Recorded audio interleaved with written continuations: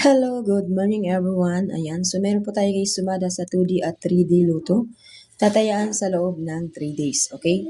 So ang sumada natin guys sa sa sa 2D, ayan. So ito pong nasa unahan at yung 3D naman po ay itong nasa dulo, okay? So i-explain lang natin guys yung 2D natin. Okay, ito po yung lumabas guys ng petsa 11 at petsa 12. So ito po ay lumabas, no? Yung pitcha 11 guys, ito po yung lumabas, 17, 13, 25, 24, 28, 27. And then nung pitcha 12 ay 25, 9, 21, 25 at 30, 21. Okay? So ito po yung nakuha nating sumada guys na pwede nyong tatayaan sa loob ng 3 days. Kung ano po ang nakalagay, yun po ang gagawin para walang pagsisihan, okay? Kasi po, bihirang-bihira ako mag-update ng 2D luto at 3D luto. So, ngayon nga ay parang sa isang buwan ay isang beses na lang ako nakapag-upload. Sorry guys.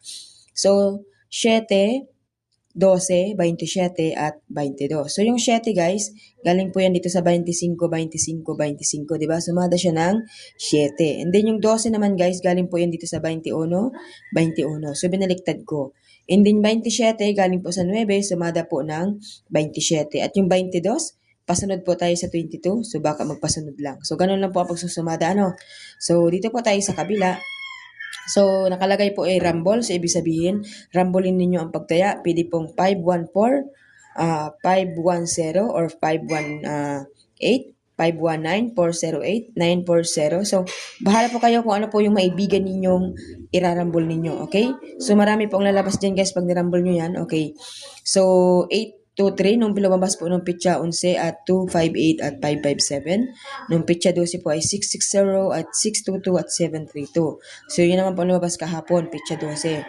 So ito po yung nakuha natin guys na sumada.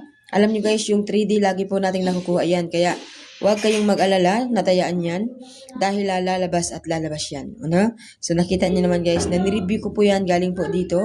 So hindi naman po ako guys nagsasabi na yan po ilalabas agad dahil nakita nyo dyan at aalagaan nyo po yan ng 3 days. Pero minsan lumalabas yan kaagad.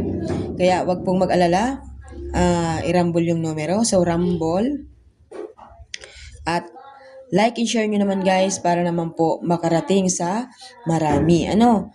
So kapag wala naman po nag-share, hindi naman po yun makakarating kung saan dapat makapunta, di ba? So kailangan nyo lang guys ay i-like at i-share ang ating pong ina-upload na videos. Wala pong mawawala guys. Yan po ay tulong ninyo para sa akin dahil ito naman po ay tulong ko para sa inyo. Good luck everyone. Please like and share. Have a nice day.